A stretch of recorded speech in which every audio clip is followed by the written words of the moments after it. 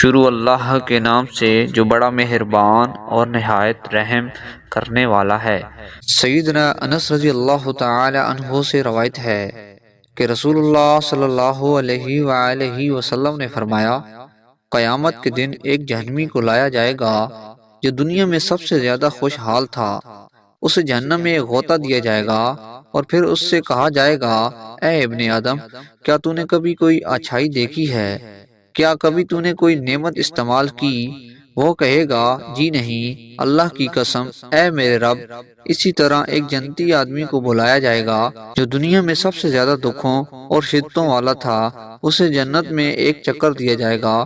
اس کے بعد اسے پوچھا جائے گا، اے ابن آدم، کیا تو نے کبھی کوئی تکلیف دیکھی ہے؟ کیا کبھی تجھے کوئی پریشانی آئی ہے؟ وہ کہے گا، جی نہیں، اللہ کی قسم، اے میرے رب، نہ مجھے کوئی تکلیف آئی ہے اور نہ کبھی کوئی پریشانی دیکھی ہے۔